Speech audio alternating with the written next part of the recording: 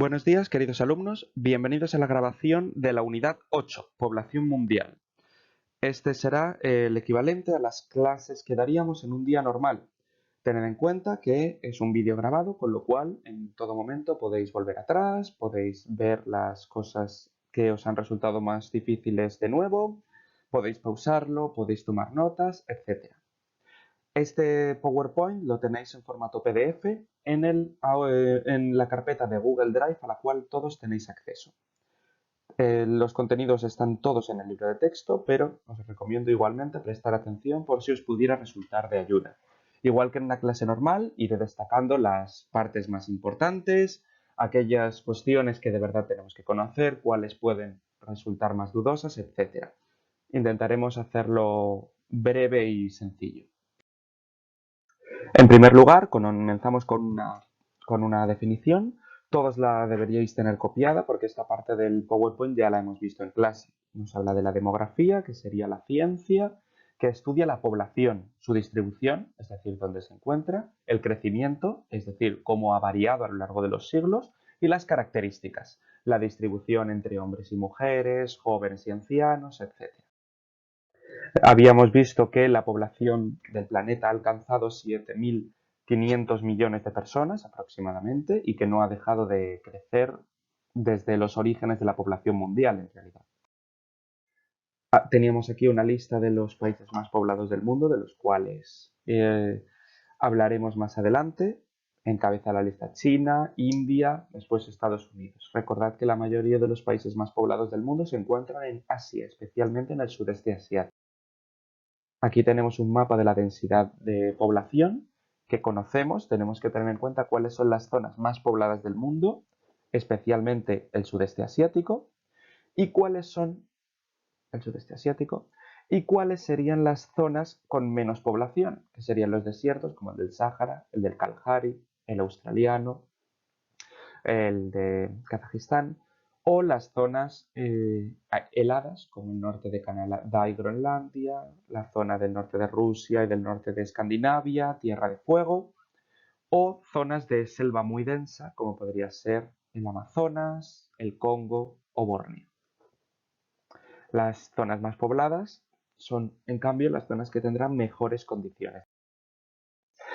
Esta era una breve evolución de las diferentes partes del mundo a lo largo de los siglos, cuáles eran las más pobladas. Esto, recordad, era simplemente una anécdota, los países variando su tamaño en función de la población total que tuvieran. Todo esto lo hemos visto ya en clase, así que estoy pasando. Decíamos que en el interior de este círculo hay tanta población, más incluso que fuera de él, incluye el sudeste asiático, los países más poblados, China, India, Indonesia, Japón, Filipinas, etc. Y habíamos hablado de este mapa que incluye a Bangladesh, que tendría el mismo número de población que todas las zonas que ahora mismo están marcadas en azul, porque son zonas que tienen muy pocas personas. Esto simplemente organizaba los países en función del país más poblado en el territorio más grande, China en Rusia, etcétera, etcétera. Comenzamos con la parte meramente teórica, las tasas de natalidad, de mortalidad. Las hemos visto en clase, pero las repasamos. La tasa de natalidad, número de nacimientos, partido del número de habitantes por 1000. El resultado nos daría un tanto por 1000, por supuesto. Es muy importante, tenéis que hacerlo en la preparación de examen y ya lo hemos visto en clase, también lo tenéis, por supuesto, en el... Las zonas con mayor tasa de natalidad del planeta estarían sobre todo en África, especialmente el África subsahariana, mientras que las tasas de natalidad más bajas están en los países desarrollados de Europa Occidental, Norteamérica, también Rusia, países de Asia Central y Australia y Nueva Zelanda. Habíamos hablado de que por cuestiones culturales, religiosas, históricas, diferentes territorios tienen diferentes tasas de natalidad y que debido a ello se pueden adquirir políticas natalistas o antinatalistas, es decir, que favorezcan la natalidad o que estén en contra de... Todo esto lo conocíamos, pero lo podemos repasar. Recordad, el índice de fecundidad es el número de hijos por mujer. El índice de fecundidad tiene que ser por lo menos de 2 hijos para que se garantice el relevo generacional. El relevo generacional o reemplazo generacional consiste en que la población de un país continúe siendo la misma cada generación. Una pareja tiene que tener 2 hijos para que el número de personas en el planeta siga siendo el mismo. Los factores que indican si la natalidad, o mejor aún, que hacen que la natalidad sea más alta o más baja, van a ser factores económicos, culturales y sociales. Económicos, el nivel de vida, el nivel de consumo. Un país más rico suele tener una tasa de natalidad más baja. Es más caro criar a un niño, resulta más dificultoso por el nivel de educación obligatoria, por el ocio que se le quiere garantizar, porque se le compra ropa, juguetes, etcétera, etcétera. En países más pobres, por el contrario, un niño puede ser una ayuda económica, puede ayudar en el campo, puede incluso trabajar en una fábrica en aquellos países en los cuales el trabajo infantil es una realidad habitual. Por lo tanto, habrá más hijos en estos países. Cuestiones culturales, como podría ser la religión, la costumbre de usar anticonceptivos, cuestiones como la valoración de las grandes familias como un símbolo de prestigio o de riqueza, hacen que la natalidad sea mayor o menor en unas zonas que en otras. Y cuestiones sociales, muy relacionado con lo anterior, en función de cómo sea la sociedad. Por ejemplo, aquellos países en los cuales se ha incorporado la mujer al trabajo, lo normal es que la tasa de natalidad sea más baja, porque las mujeres tienen una vida más allá de la familia y pueden dedicarse a sus trabajos y sus estudios y no solamente a criar a los niños.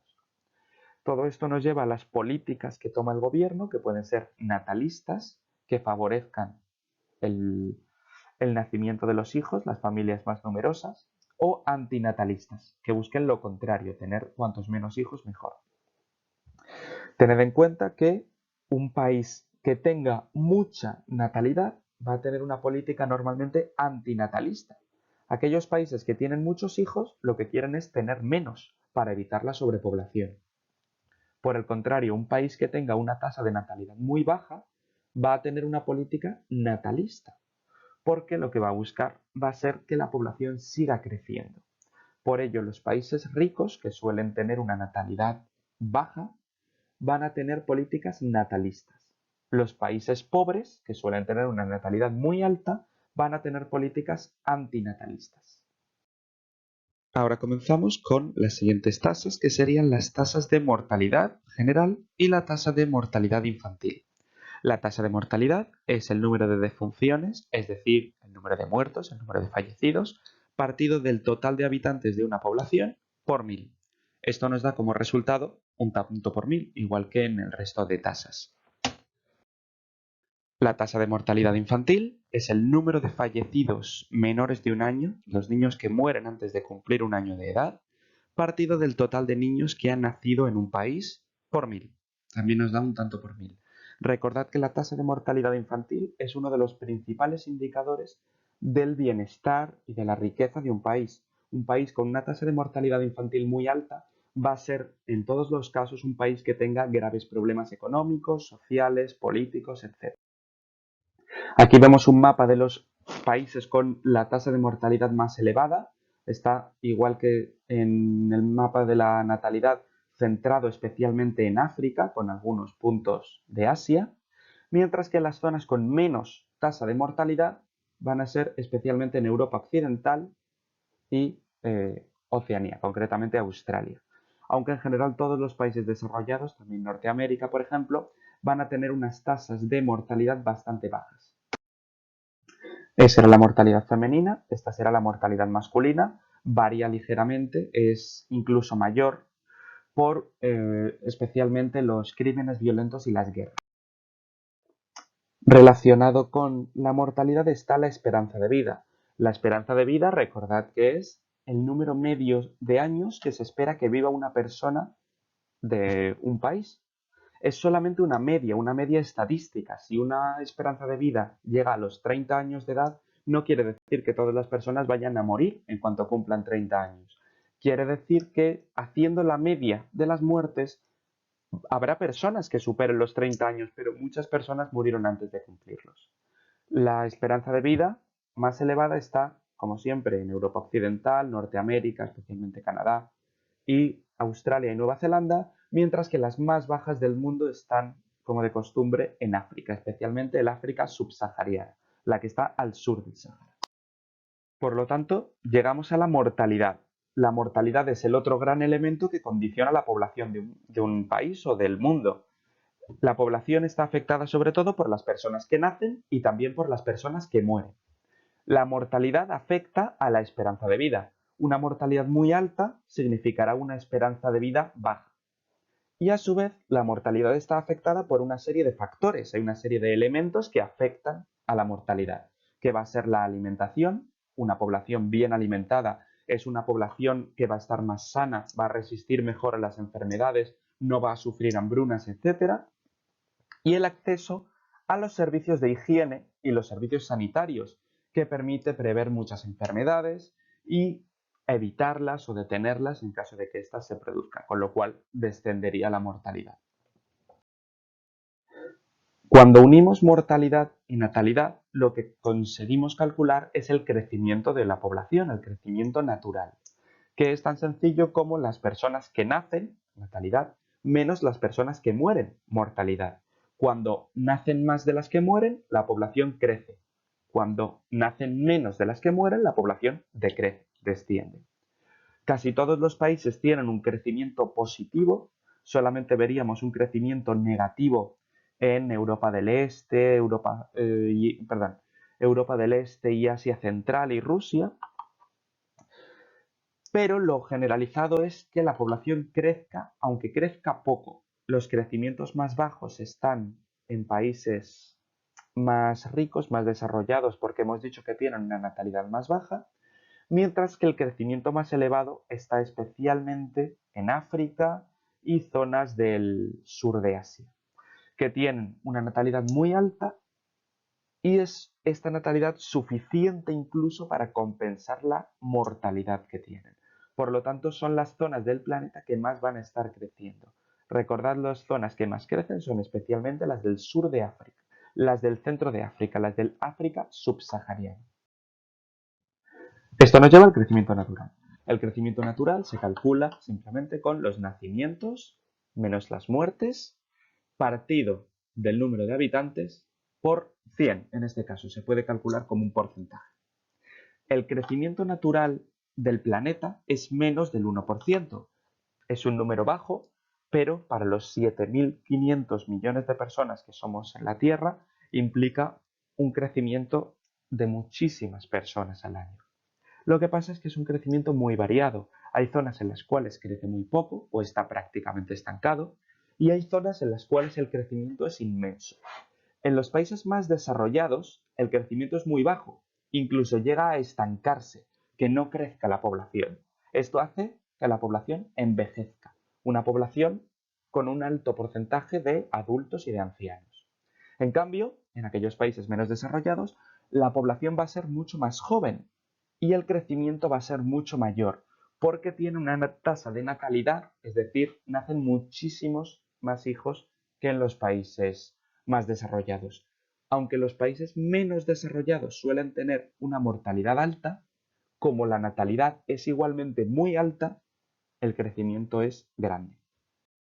Esto es una pirámide de población. Es un tipo de gráfico muy importante que tenemos que conocer. Representa la cantidad de personas, hombres y mujeres que hay en un territorio, en este caso en España, en un momento concreto, en este caso el 2015, de diferentes edades. En este caso nos va diciendo cuántos millones de personas hay de población con 0 a 4 años, 5 a 9 años, 10 a 14 años, 15 a 19 años, etc. La longitud de las barras nos muestra cuánta gente hay de cada uno de los grupos. Y la forma de la pirámide, cuáles sean los grupos de edad más abundantes, nos va a decir mucho del país del cual estemos hablando. Por ejemplo, ya lo iremos comentando más adelante, pero en esta pirámide se ve que la población más abundante es la que es de edad adulta, de una edad en realidad madura, a partir de los 35 y hasta los 59 prácticamente. Sería la población más abundante, mientras que la población infantil es bastante escasa. Son unas barras mucho más cortas que las de los adultos. Con otras pirámides vemos que la forma es muy distinta.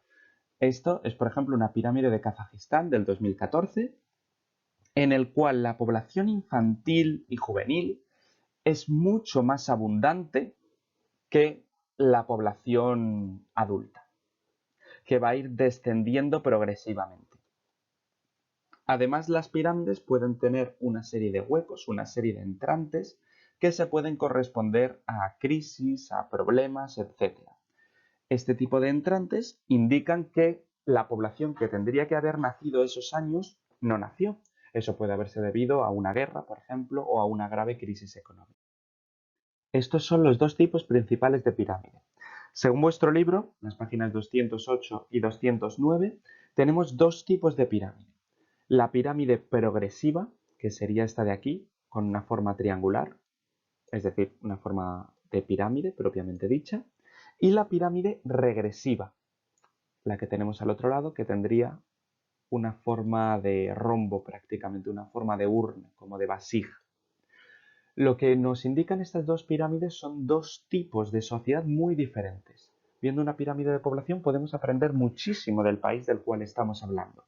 Por ejemplo, una pirámide progresiva, como su propio nombre indica, progresa en el tiempo, es decir, avanza, la sociedad va a ir creciendo. ¿Por qué? Porque tiene una natalidad muy elevada, tiene muchos niños, pero tiene una mortalidad también muy elevada. Muere mucha gente, por lo tanto las edades más ancianas son escasas, pero nace mucha gente para compensarlo, con lo cual las edades más tempranas son muy abundantes. En una pirámide regresiva vemos prácticamente lo contrario. Una población joven e infantil muy escasa, es decir, baja natalidad, nace poca gente, y una población adulta e incluso anciana mucho más abundante, lo que quiere decir que la tasa de mortalidad también va a ser bastante baja y la esperanza de vida va a ser alta, la gente vive muchos años, como podéis ver aquí. En esta pirámide, la pirámide progresiva, la población crecerá, irá aumentando en el tiempo. En una pirámide como esta, regresiva, la población no va a crecer o va a crecer muy poco, porque aunque hay poca mortalidad, hay también muy poca natalidad. Vemos que los niños no van a ser suficientes para sustituir a los adultos. Recordad además que de una pirámide de población podemos aprender otras cosas. Por ejemplo, si la barra de las mujeres es más elevada que la de los hombres, podría indicar que la tasa de mortalidad femenina, o mejor aún, la esperanza de vida femenina es mayor que la masculina, que suele ser habitual por el estilo de vida de hombres y mujeres, especialmente ancianos. También recordad que en las pirámides podemos detectar una serie de entrantes, como estos de aquí, es decir, zonas en las cuales debería haber población pero no la hay. Esto indicaría guerras, epidemias, crisis, conflictos de algún tipo. Por ejemplo, si tenemos aquí un hueco en la población de 60-70 años en la pirámide de 2007, estos son personas que tendrían que haber nacido en los años 30-40. En España, en los años 30 y 40, teníamos la guerra civil y la posguerra, con lo cual son personas que deberían haber nacido en estos años, pero no llegaron a nacer.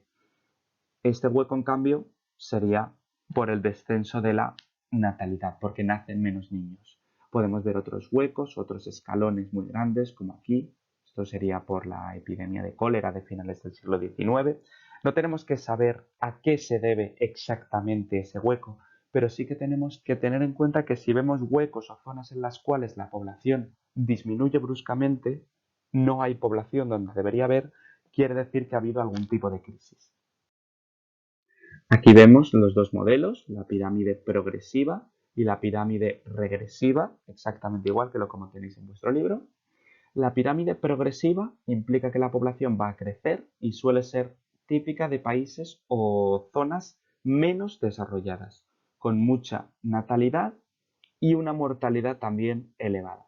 En cambio, la pirámide regresiva es típica de las zonas más desarrolladas. La mortalidad es muy baja, la gente muere menos, pero la natalidad es muy baja también, se tienen muy pocos niños. Esto sería una evolución de la población española a lo largo de los años. Vemos cómo se va a ir transformando progresivamente de la pirámide de forma triangular que era en sus orígenes, es decir, una pirámide progresiva, a una pirámide en forma de urna o de bulbo, es decir, una pirámide regresiva, que es la que va a ser en épocas posteriores y en la actualidad. Este es el mismo proceso que van a ir siguiendo prácticamente todos los países y en el cual se encuentran a día de hoy los países más desarrollados. Lo vemos aquí con más detalle. Se ven también los entrantes de aquellos puntos en los cuales ha habido una crisis, etcétera, y han nacido menos niños o ha muerto mayor cantidad de personas. Lo vemos aquí. E incluso podemos advertir cómo en determinado momento, a partir de ahora, la población crece. Esto es debido a la inmigración. Tened en cuenta que la única forma en que la población adulta que estaba más o menos por aquí, de pronto vaya a crecer hasta aquí, tiene que haber sido por la inmigración, porque si no pueden crecer los niños, pero no va a aparecer mayor cantidad de población en la edad adulta. No tendría sentido cuando pasamos de un extremo a otro. Esto sería la explicación, los dos tipos de pirámides, la progresiva y la regresiva. La progresiva indica una natalidad alta, es decir, las barras inferiores muy largas, una población joven, precisamente porque nacen muchos niños, una esperanza de vida femenina ligeramente mayor, porque los hombres suelen tener un estilo de vida más agresivo o realizar actividades más dañinas para la salud, y también a menudo por guerras, conflictos armados, crímenes violentos, etc. Una mortalidad alta, por eso las zonas más elevadas de la pirámide tienen poca gente, un gran aumento de la población, por lo que decíamos del crecimiento natural. Si nacen muchas personas, aunque mueran muchas personas, pero no tantas, va a seguir creciendo la población. Es decir, si hay una natalidad muy alta, salvo que haya una mortalidad altísima, la población va a seguir creciendo. En cambio, la pirámide regresiva va a tener prácticamente lo contrario, una natalidad baja, es decir, las barras inferiores que representan a los niños y jóvenes van a ser escasas, una población envejecida, por lo tanto las barras superiores que representan a los ancianos van a ser altas, mayor esperanza de vida femenina, esto es lo mismo en ambas pirámides, una mortalidad baja, que es lo que explica que haya muchos ancianos, y un crecimiento escaso e incluso crecimiento negativo, puede llegar a decrecer la población, porque no hay niños suficientes para sustituir a las personas que van envejeciendo.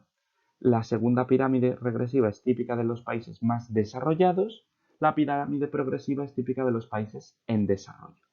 Vemos cómo cada uno de los elementos se relaciona con su aspecto de la pirámide. La natalidad alta se representaría en las barras finales, que son muy elevadas. La mortalidad alta, en cambio, se va a representar en la zona de la cumbre, del pico de la pirámide, que va a ser mucho más escasa.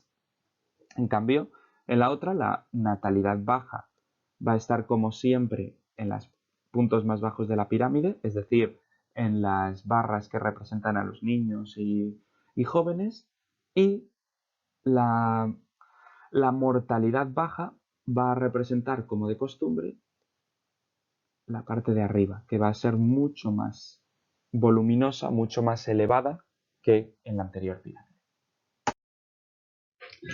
El siguiente aspecto que podría modificar la cantidad de población de un país tiene que ser la inmigración. Tened en cuenta, la población de una zona solamente puede variar de 4 formas: que la gente nazca, que la gente muera, que la gente llegue o que la gente se vaya. No hay más. Con lo cual, ya hemos hablado de los nacimientos, la natalidad, las muertes, la mortalidad, Y nos faltaría hablar de las emigraciones e inmigraciones. Recordad, inmigración es cuando la población llega a un país, emigración es cuando la población se va de un país. Vemos los principales flujos migratorios del mundo.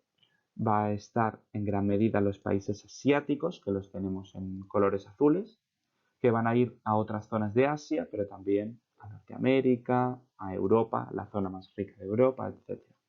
También hay migraciones internas dentro de África o a otras zonas, especialmente europeas. Esto sería un mapa de las migraciones, de la tasa de migración.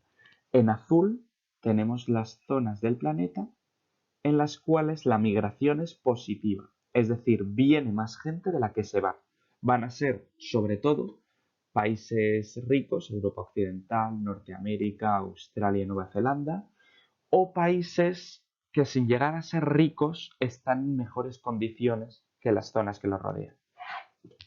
O que simplemente reciben población que tenga que abandonar sus países de origen por la razón que sea, pero especialmente es por un motivo puramente económico. En color naranja tenemos aquellos países en los cuales la tasa de migración es negativa, que van a ser aquellos países que van a los países más desarrollados. Las zonas más migratorias del mundo, de donde sale mayor cantidad de personas, son sobre todo África, Asia y Sudamérica, Centroamérica y México. Aquí lo vemos con flechas, en rojo las zonas que reciben inmigrantes, en verde las zonas que emiten emigrantes. Vemos especialmente el norte de África va a ir a Europa, el sur y sureste asiático van a ir a Europa y Norteamérica, y Centroamérica y Sudamérica van a ir especialmente a Norteamérica, y en algunos casos, como por ejemplo los países hispanoparlantes, van a ir a Europa, España. Esto sería una lista de la población procedente de otros países en España. Vemos, encabezaría la lista Marruecos con 600.000 personas, Rumanía con otras 600.000 personas. Los casi 500.000 españoles se refieren a españoles que vivían en el extranjero y han vuelto en los últimos años. Después británicos, que en este caso se refiere sobre todo a personas ancianas que vienen a jubilarse a las costas españolas, China y países hispanoamericanos que vienen a España sobre todo por la similitud cultural, el idioma, etc. Esto sería el saldo migratorio de España. Vemos que en el 2016 y la previsión que se hace para los siguientes años va a ser positivo, es decir, viene más gente de la que se va. Y esto permite compensar el saldo vegetativo. El saldo vegetativo es el crecimiento natural de la población, que sería negativo. Es decir, si no fuera por la migración, la población española estaría descendiendo. Habría menos personas. De hecho, se calcula que en el futuro la población vaya descendiendo tan rápido que ni siquiera la inmigración permita compensarlo. ¿Por qué? Porque España, como ya lo hemos dicho, tenía una pirámide de tipo regresivo, es decir, en forma de urna, que lo que implica es que nace poca cantidad de personas, mientras que los que están en el país van a ir envejeciendo, de forma que la población se reduce. La migración tiene distintas características, distintos aspectos, y uno de los tipos más importantes va a ser lo que conocemos como éxodo rural. El éxodo rural se refiere a aquellas personas que abandonan la zona rural, es decir, el campo, para irse a las zonas urbanas, es decir, a las ciudades. Es quizás el tipo de migración más importante. Esto va a llevar a que las zonas rurales puedan acabar despoblándose. Es un caso típico en España, las zonas más rurales van a ir perdiendo población y pueden llegar a quedar totalmente abandonados, como vemos en... Ha habido a lo largo de la historia distintos tipos de migraciones, por ejemplo, Europa ha sido un continente migratorio a lo largo de muchos años. Vemos que, por ejemplo, la migración europea hacia América fue lo que permitió que se poblaran con la población actual países como Estados Unidos, Canadá, etcétera. Este sería el Mayflower desembarcando en las playas de lo que hoy en día sería Estados Unidos. Hay casos de migraciones voluntarias, pero también existen las migraciones forzosas, en las cuales están obligados a desplazarse. Uno de los casos más graves y más evidentes a lo largo de la historia sería el de la esclavitud. La migración lleva a todo tipo de contactos culturales, como podemos ver en el caso de la existencia de un barrio chino, por ejemplo, en México, en Mexicali, lo vemos aquí. Y también son muy característicos de los fenómenos migratorios las migraciones que llevan a la creación de refugiados. Los refugiados son personas que han tenido que abandonar su país huyendo, refugiándose de algún tipo de conflicto, de algún problema político, de una persecución religiosa, de una persecución étnica, etc. Esto sería un mapa de los países europeos en función del porcentaje de población de origen inmigrante. Europa es un continente que actualmente está recibiendo inmigrantes porque incluye algunos de los países más ricos del mundo, por lo tanto con un nivel de vida muy alto que muchos inmigrantes quieren compartir.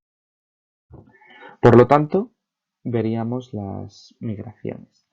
Las migraciones son en general cualquier cambio de residencia por motivos distintos del ocio, es decir, no incluye el turismo, no incluye simplemente pasar una temporada en otro país, sino que es cambiar una residencia, mudarte a otro país por motivos laborales, por motivos económicos, por necesidad política, por huir de una guerra, etc.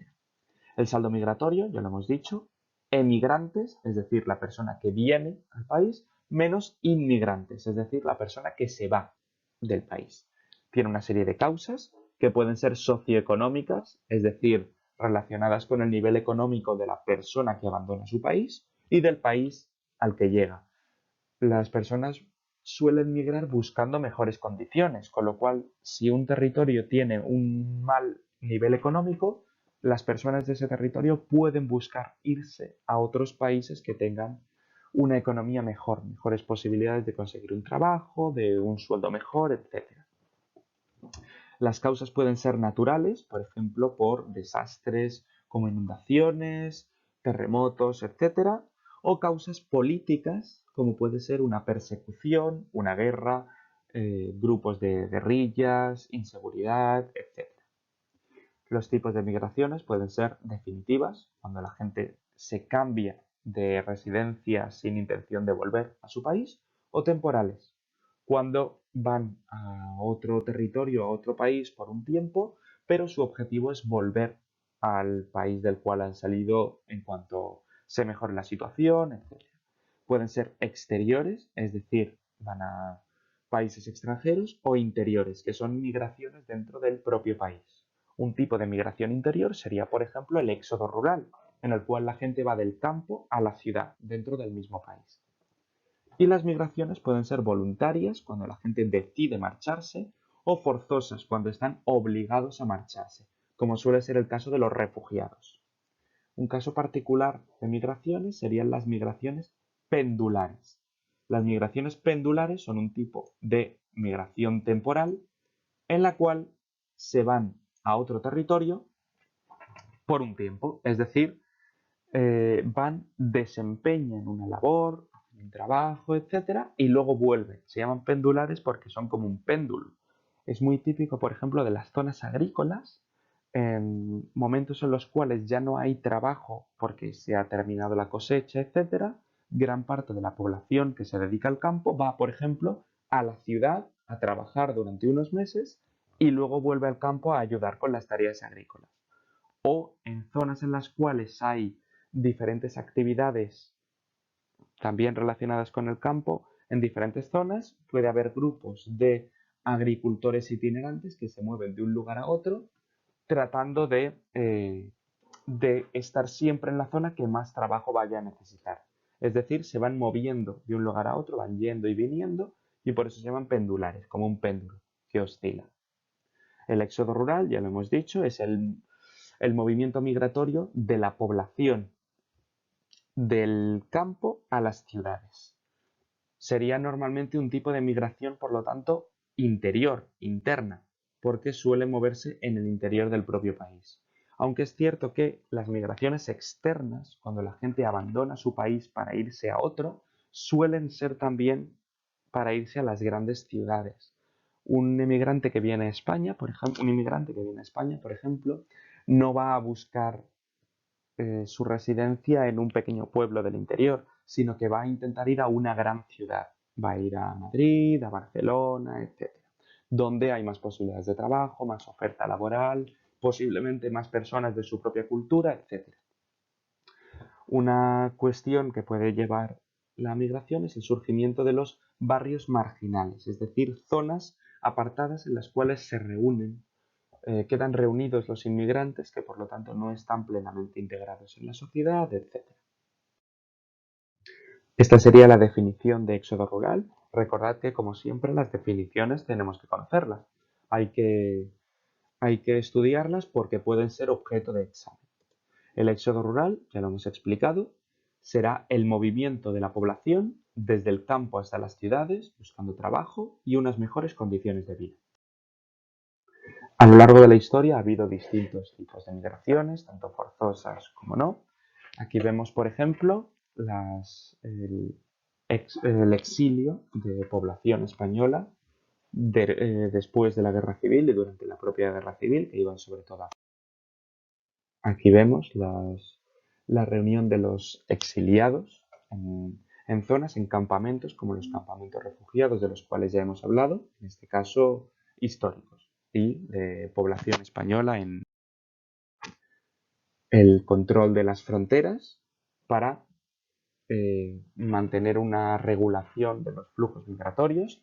Es una muestra de cómo en este caso España ha pasado de ser un país de emigrantes, de gente que sale, a ser un país de inmigrantes, de gente que viene, sobre todo por el crecimiento económico. La inmigración tiene distintas consecuencias. Una de las principales puede ser la recepción de distintos tipos de personas, de distintas culturas, con diferentes formaciones, ideas y demás. Un tipo particular es lo que se conoce como fuga de cerebros, es decir, personas formadas intelectualmente que van a otros países para conseguir unas mejores oportunidades de trabajo y demás. Este sería el caso de Albert Einstein, por ejemplo, que sería un emigrante alemán que llegó a los Estados Unidos, en este caso huyendo de la persecución. Y en un caso más cercano, también sería el caso de Juanelo Turriano, que diseñaría el artífice de Toledo, un emigrante italiano que llegaría. Puede crear una serie de problemas como la falta de adaptación o la creación de redes de criminalidad que controlen el tráfico de inmigrantes y demás. Este sería, por ejemplo, el caso de las mafias italoamericanas en los Estados Unidos. Esto es una imagen histórica del FBI deteniendo o llevar a acciones de intolerancia, etcétera, por parte de la población del propio país que no acepte a los inmigrantes o no acepte a los grupos de otras nacionalidades o de otras culturas o de otras religiones, como vemos aquí el caso del Ku Klux Klan en los Estados Unidos. Lleva también la migración a una gran mezcla cultural. Por ejemplo, aquí vemos la mezquita mayor de, de Londres. Es una prueba de cómo una cultura que no es originariamente británica se ha implantado en una gran ciudad.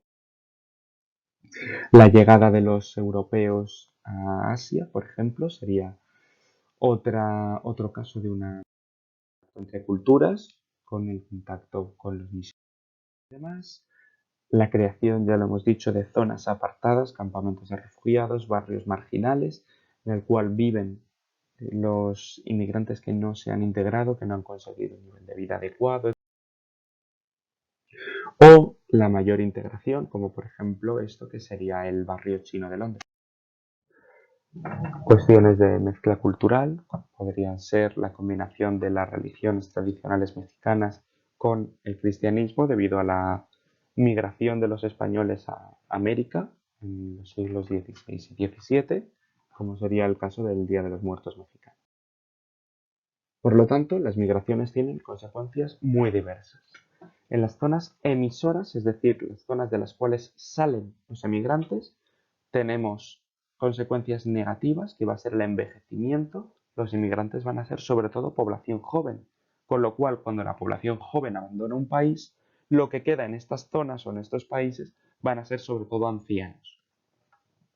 Y tiene muchos aspectos positivos como que alivia el desempleo, es decir, un país que tenga mucho desempleo, mucho paro, va a emitir emigrantes, es decir, va a enviar fuera a personas para intentar compensar este desempleo, lo que va a permitir aligerar el peso de la economía. Aligera también la presión sobre los recursos, una zona en la cual haya escasez de alimentos, por ejemplo, si la población la abandona, la escasez no va a ser tan grave. Y proporciona dinero, esto es muy importante. Los emigrantes dejan familias en sus países y suelen enviar dinero cuando pueden hacerlo a estas familias, con lo cual el país está recibiendo dinero de toda la población que tiene en el exterior. En las zonas receptoras, es decir, las zonas a las cuales van los emigrantes, tenemos elementos negativos, como puede ser las políticas de integración que cuestan dinero, para evitar los problemas, para evitar los conflictos entre los distintos grupos culturales, etc. Surgimiento de la marginación, grupos inmigrantes que no se han podido integrar adecuadamente, el rechazo por parte de la población y la xenofobia. Recordad que la xenofobia es el odio o el rechazo a las personas de otra nacionalidad o de otra cultura. Las zonas receptoras tienen también consecuencias positivas, como puede ser que aumenta la natalidad. Recordad, los inmigrantes suelen ir a países ricos. Los países ricos tienen una natalidad baja, porque se tienen menos hijos, etc. Si llegan inmigrantes con otras ideas, con otras culturas, acostumbrados a unas familias más abundantes, van a tener más hijos, con lo cual la natalidad de estos países va a aumentar. También el rejuvenecimiento, no solamente porque tienen más hijos, sino porque los inmigrantes suelen ser personas jóvenes, con lo cual ayudan a compensar el envejecimiento de la población, que es este problema que habíamos dicho que tenían muchos países. También aumenta la población activa. La población activa de un país es el número de personas que tiene trabajo o está buscando trabajo. Es muy importante que tiene trabajo o que lo está buscando. Un país muy envejecido va a tener poca población activa. En cambio, si empieza a llegar población joven en edad de trabajar, la población activa va a aumentar. Aumenta también el consumo, la economía, los ingresos públicos, porque los inmigrantes van a las tiendas, compran, participan en actividades económicas, consiguen trabajos y pagan impuestos, con lo cual el país recibe estos beneficios. Esta sería otra definición, la población activa. Son todas aquellas personas en edad de trabajar que están trabajando o que buscan un empleo. Muy importante. Una persona que tiene edad de trabajar, en España a partir de los 16 años, si está trabajando, es población activa. Si no tiene trabajo pero lo está buscando, es población activa. Pero si no está buscando ningún trabajo porque está estudiando, porque está enfermo y no puede trabajar, o simplemente porque por la razón que sea no quiere o no puede buscar trabajo, no es población activa. Muy importante. Los diferentes países tienen diferentes características económicas, culturales, sociales, etc. Una forma de medir esto es distinguir entre países desarrollados y países menos desarrollados. Para ello hay muchos indicadores y uno de los principales es el IDH, que es el Índice de Desarrollo Humano. El Índice de Desarrollo Humano lo crearon las Naciones Unidas, la ONU, y tiene en cuenta una serie de factores, la educación, las posibilidades de conseguir una vida mejor en el país, el nivel de vida general, el nivel de ingresos de un país, la sanidad, etcétera, para ver el índice de desarrollo humano, que lo que intenta medir es la calidad de vida de los diferentes países. En colores más oscuros tenemos mayor índice de desarrollo humano, en colores más rojizos tenemos un menor índice de desarrollo humano. Vemos que los países con mayor desarrollo humano son, como siempre, Europa Occidental, Norteamérica y Australia y Nueva Zelanda, mientras que los países con menor índice de desarrollo humano van a estar sobre todo en el África subsahariana y en zonas del sur de Asia. Está creado, ya lo hemos dicho, por el Programa de las Naciones Unidas para el Desarrollo, la PNUD, que intenta crear y fomentar el desarrollo de todos los países. Por lo tanto, el índice de desarrollo humano mide el desarrollo económico y la calidad de vida de los países. Lo elaboran las Naciones Unidas y mide los aspectos económicos. La economía se basa en el ingreso nacional bruto per cápita, es decir, la cantidad de recursos que consigue un país, el dinero que se produce en un país per cápita. Esto quiere decir por cabeza, es decir, por persona. Es coger el dinero que se produce en un país y dividirlo entre el número de personas. Eso nos indica el ingreso per cápita. Los países más ricos van a tener un ingreso per cápita más elevado, los países más pobres van a tener un ingreso per cápita más bajo. Los aspectos demográficos son la esperanza de vida al nacer, sobre todo. Es decir, qué posibilidades tiene un niño que nace de llegar a la edad adulta, a la edad anciana, etc. Un país con una esperanza de vida más alta quiere decir que tiene una mortalidad más baja, mejor sistema sanitario, mejores condiciones, etc. Con lo cual va a ser un país más desarrollado. Los aspectos socioculturales de un país, es decir, la cultura, la sociedad de un país, sobre todo la formación, es decir, la educación que pueden recibir las personas y las perspectivas de progreso, es decir, las posibilidades que tiene un ciudadano de ese país de progresar. Si nace en un hogar más pobre, ¿qué posibilidades tiene de salir de la pobreza, de conseguir unos estudios, de mejorar su situación? Esa es una cuestión muy importante, porque hay países que no se consideran desarrollados, pero pueden tener un sistema educativo bueno para las personas más ricas, para las élites, pero que haya muchísimas personas que nacen en la pobreza y morirán en la pobreza porque no pueden acceder a un buen sistema educativo, a una mejor formación, a mejoras laborales, etc. Recuperando el tema que decíamos al principio, la población del planeta de 7.000 millones de personas ha ido creciendo desde sus orígenes, pero no ha crecido siempre al mismo ritmo, con un crecimiento muy bajo a lo largo de los siglos hasta que empezó a dispararse a partir del siglo XIX. Porque a partir del siglo XIX cambió la distribución de la población. Recordad que la evolución de la población, el crecimiento, depende del número de nacimientos y del número de muertes que haya en un país. Un territorio que tenga muchos nacimientos tiene más posibilidades de crecer más rápido. Lo que pasó en el siglo XIX es que varió la natalidad, aumentó enormemente la natalidad, aumentó el número de personas, la evolución demográfica, es decir, el crecimiento de la población.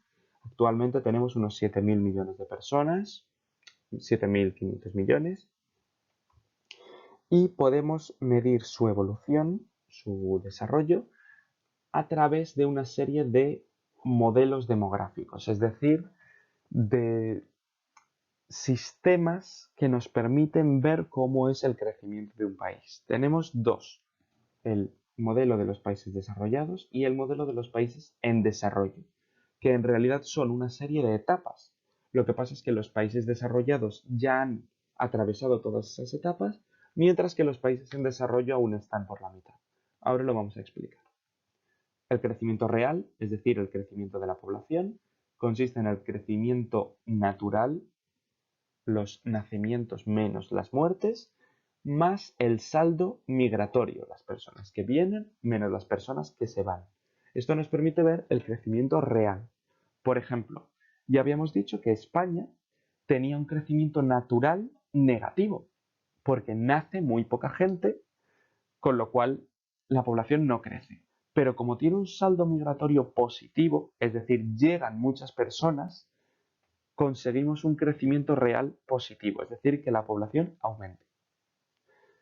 Los países en desarrollo, es decir, los países no tan ricos, los países que están creciendo ahora, tienen un gran crecimiento de la población. Y esta población va a crecer sobre todo en las zonas urbanas, relacionado, como decíamos, con el éxodo rural. La población, por lo tanto, ha ido creciendo desde sus orígenes, acosada por los grandes males de la mortalidad catastrófica, las enfermedades, las guerras, las hambrunas, etc., hasta que la sociedad empezó a cambiar en el siglo XIX con la implantación de la industrialización, las fábricas, las mejoras en la medicina, en la alimentación, etc. Esto va a permitir que existan mejores cuidados sanitarios, que la gente esté mejor alimentada, esté más sana y por lo tanto viva más años, no muera tanto. Actualmente tenemos una situación en la cual la población está muy envejecida, precisamente porque hemos ido evitando la mortalidad tanto que lo que hemos conseguido es que la esperanza de vida enormemente. Tenemos esta explicación, este gráfico. Es muy importante y lo tenemos que conocer. Como siempre, lo tenéis en vuestro libro, lo tenéis también en la preparación de examen y tenemos que conocerlo. La línea roja es la tasa de natalidad, el número de personas que nacen. La tasa verde, la línea verde es la tasa de mortalidad, el número de personas que mueren. Y esto sería la evolución en el tiempo. Vemos que en el pasado la tasa de natalidad era muy alta. Se tenían muchos hijos. Precisamente porque moría mucha gente, para compensar estas muertes, se tenían muchos hijos. La tasa de mortalidad era también muy alta y vemos que variaba, fluctuaba. ¿Por qué? Por lo que se llama la mortalidad catastrófica. Las enfermedades, las muertes, las guerras, etc. Las muertes por conflictos, por enfermedades, hambrunas y demás. Con lo cual, si tenemos muchos nacimientos, pero también tenemos muchas muertes, la población va a crecer muy poco. Vemos que a veces la mortalidad está por debajo de la natalidad, es decir, mueren menos de los que nacen, con lo cual la población crece, pero a veces la mortalidad está por encima, mueren más de los que nacen, con lo cual la población desciende. Vemos que era una población muy variable. En esta zona de aquí, como hay menos muertos que nacimientos, la población está creciendo. En cambio, en esta zona de aquí, como tenemos mayor cantidad de muertes que de nacimientos, la población lo que hace es decrecer, descender. ¿Qué ocurre? A lo largo de la historia esto va a ir variando. Hay un corte, que sería aproximadamente en esta zona, que sería lo que podríamos considerar el siglo XIX, cuando la mortalidad empieza a descender muy rápidamente. Esto es importante. La mortalidad va a ir descendiendo por las mejoras en la sanidad, por las mejoras en la higiene, la salud pública, la alimentación, etc. ¿Qué ocurre? Muere menos gente, pero no va a empezar a nacer menos gente. Sigue naciendo mucha, pero mueren cada vez menos, con lo cual tenemos una gran diferencia entre los nacimientos y las muertes, que lo que quiere decir es que aquí la población va a crecer muchísimo.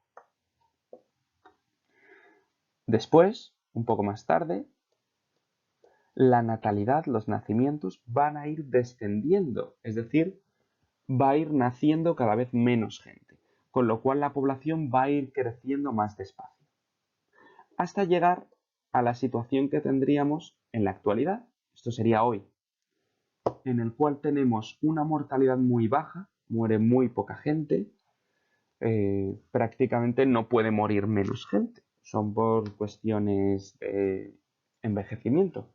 Pero, en cambio, los nacimientos también han bajado mucho. Ahora los que fluctúan, los que varían son los nacimientos. Habrá ocasiones en las cuales nacen más personas de las que mueren, con lo cual la población crece, pero crece poquito. O habrá ocasiones en las cuales nacen menos personas de las que mueren, con lo cual la población desciende. En cualquier caso, vemos que la natalidad y la mortalidad están muy juntas, igual que lo estaban antes. Si aquí el crecimiento era muy bajo, aquí el crecimiento va a ser muy bajo también. Con lo cual, muy importante, tenemos tres etapas. Régimen demográfico antiguo, alta mortalidad, alta natalidad, crecimiento bajo.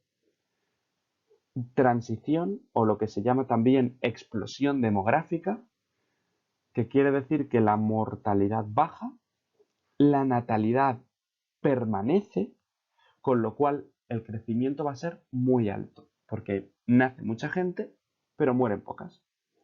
Y el régimen demográfico moderno, que es en lo que estamos a día de hoy.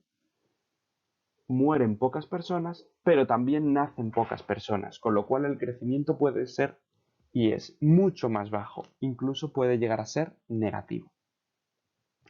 Esto es lo que se daría en los países desarrollados, en los países más ricos, mientras que los países menos desarrollados se han quedado aquí, en esta parte, no han llegado al régimen moderno.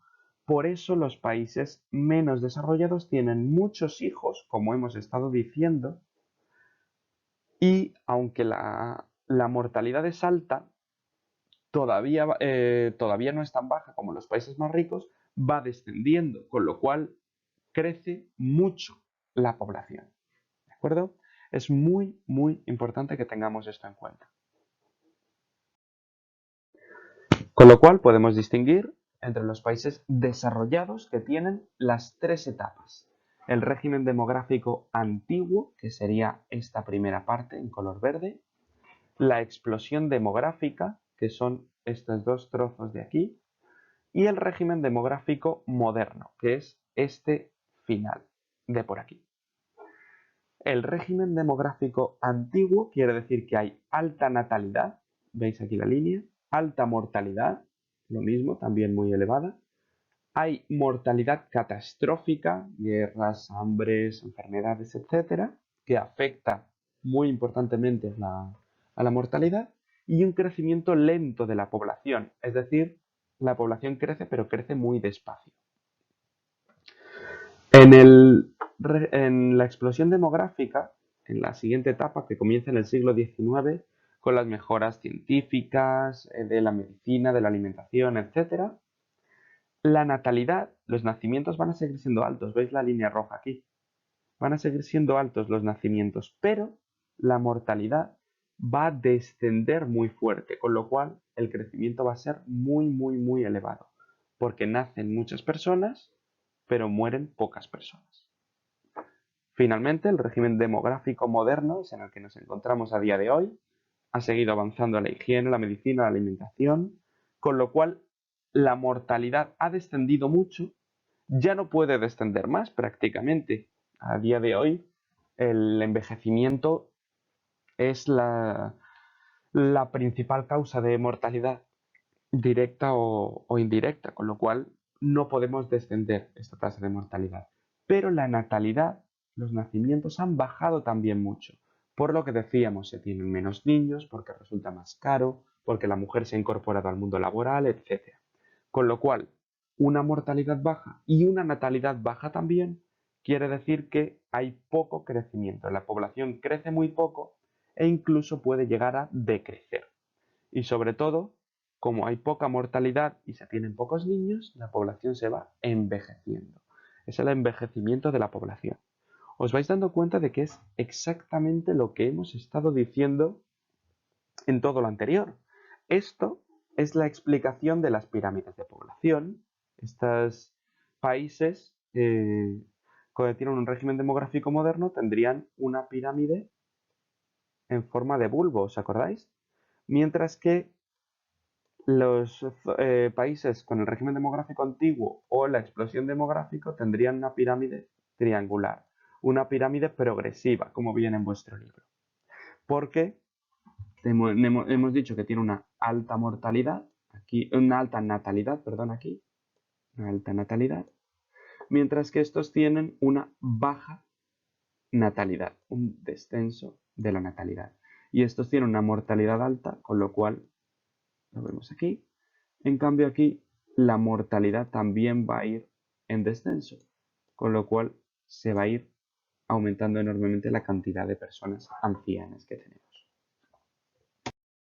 Esto nos lleva a las características de los países desarrollados. Los países desarrollados, como ya sabemos, tienen una población envejecida y esto lleva a bastantes problemas. Un alto gasto en sanidad y en pensiones que necesitan los ancianos. Una reducción de la población activa. Recordad, la población activa es la población que tiene trabajo o lo está buscando. Los ancianos no están en edad de trabajar, con lo cual no son población activa. Y se tiene además un crecimiento muy bajo que puede llegar incluso a ser negativo, es decir, llegar a ser decrecimiento, que la población descienda. Los países más desarrollados ven compensado este crecimiento tan bajo por su saldo migratorio positivo, es decir, llega más gente, hay más inmigrantes que la gente que se va, que los emigrantes, salvo en tiempos de crisis en los cuales no llegan inmigrantes e incluso los que han venido pueden irse, con lo cual el saldo migratorio puede ser negativo. Para compensar este envejecimiento se buscan las políticas natalistas, políticas que fomentan los nacimientos, las familias con hijos. Esto nos lleva otra vez al mapa que conocemos del envejecimiento de la población. En colores rosados, las zonas más envejecidas del mundo son zonas más desarrolladas, vemos, mientras que en verde, zonas más jóvenes que son zonas menos desarrolladas porque tienen mucha más natalidad, mucha más población joven, etcétera, etcétera, etcétera. Si esto lo relacionamos con las pirámides que conocemos, la zona en verde tendría estas pirámides triangulares progresivas, mientras que la zona en rosa tendría estas pirámides en forma de urna regresivas. Esto lleva al gran crecimiento, especialmente de las ciudades en las zonas con altísimas densidades de población. Y nos dice lo siguiente. Recordamos las tres etapas del régimen demográfico. Cuando tenemos una alta natalidad y una alta mortalidad, el régimen demográfico lo tenemos que conocer. La natalidad va a ir descendiendo despacio, la mortalidad desciende muy rápido hasta niveles muy bajos y la natalidad va a descender, pero va a descender más lento. Con lo cual tenemos una zona en la cual crece muy poco la población y otra zona en la cual crece muy poco la población. Los países en desarrollo no han llegado a esta etapa final, sino que se han quedado aquí, que es un momento en el cual hay muchos nacimientos y cada vez menos muertes, con lo cual la población va a crecer enormemente. Entonces, en vez de tener tres etapas, tendrían solamente dos, el régimen demográfico antiguo y la explosión demográfica. El régimen demográfico antiguo, en vez de llegar hasta el siglo XIX, como llegó el anterior, llegaría hasta el siglo XX.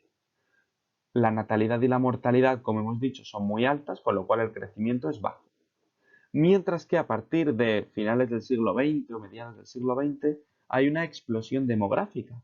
La natalidad va a seguir siendo alta, recordad, en estos países se tienen muchos hijos por motivos económicos, porque la población femenina no está incorporada al mundo laboral, por cuestiones religiosas, cuestiones culturales, etcétera, se tienen muchos hijos. Pero la mortalidad, por las mejoras en la sanidad, etcétera, va a ir descendiendo cada vez más. Con lo cual, muchos nacimientos, pocas muertes, la población crece tremendamente. Va a ser una población joven con una esperanza de vida muy baja. Por lo tanto, volvemos a lo de siempre, la pirámide de población que tendríamos para estos países sería una pirámide de tipo progresivo, es decir, de forma triangular, con muchos jóvenes en la base y pocos ancianos en lo alto. El saldo migratorio suele ser negativo porque la población de estos países se va más que viene, porque son zonas en las cuales la situación económica no es buena y se buscan mejores condiciones de vida. Y esto crea además un gran contraste entre las zonas agrarias y las zonas urbanas. ¿Por qué? Porque las zonas urbanas se relacionan con lo que hemos dicho, que era el éxodo rural. La gente se va de las zonas agrarias, de las zonas del campo, a las ciudades. Es el éxodo rural que hemos estado diciendo. Con lo cual, llegamos a la explicación del mapa que veíamos al principio. Las zonas más pobladas del planeta y las zonas menos pobladas. Depende de factores naturales, factores históricos. Por ejemplo, del clima. Las zonas más pobladas del planeta se corresponden con climas templados o con las zonas menos cálidas del clima caluroso, porque son zonas en las cuales la vida es más fácil, más posible. Las zonas más cálidas o más frías tienen mucha menos población. También se corresponde con factores naturales como la fertilidad de la tierra. Donde se pueda cultivar va a haber más campos, con lo cual más alimentos, con lo cual va a haber más gente. Es una explicación básica. Otras cuestiones como los recursos, por ejemplo. Esto nos lleva a la distinción entre las zonas menos pobladas del planeta como o las zonas heladas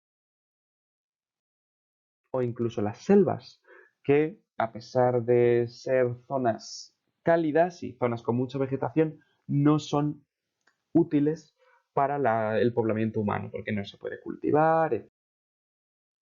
También zonas extremas como la de minería. Hay zonas en las cuales por motivos históricos y demás hay menos población, como en Italia, por ejemplo, mientras que hay zonas que están extraordinariamente pobladas. Esto sería Tokio, por ejemplo, una gigantesca ciudad que cubre la mayor parte.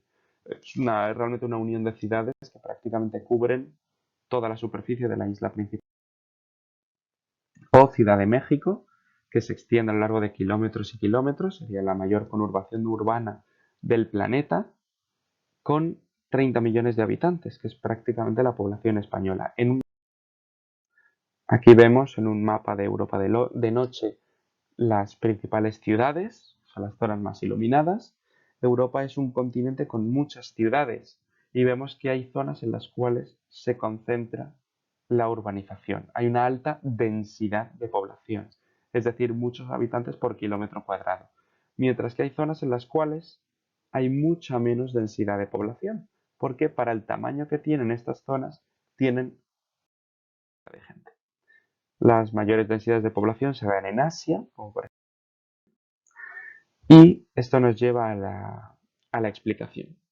La distribución de la población se ve de distintas maneras. Por ejemplo, se puede medir en los censos y mediante la densidad de población. Un censo es un documento redactado por el gobierno en el cual se indica la cantidad de población de un territorio con información como si están casados y solteros, en qué trabajan, etc. La densidad de población, lo sabéis, está en la preparación de examen, es el número de personas por kilómetro cuadrado. Los factores que indican la población que se establece en unas zonas u otras pueden ser físicos, demográficos, económicos y sociales. Los factores físicos son el clima, es decir, zonas que tengan un clima adecuado para la vida van a tener mucha más gente. El relieve, que no sean zonas de alta montaña, por ejemplo, en las cuales la vida es mucho más difícil. La fertilidad de la tierra para poder cultivar. Recursos, como por ejemplo el agua potable, recursos minerales que se puedan explotar, que den riqueza, etcétera, etcétera. Cuestiones demográficas como la historia, las zonas más pobladas del mundo también son el origen de algunos de los grandes imperios y civilizaciones de la antigüedad.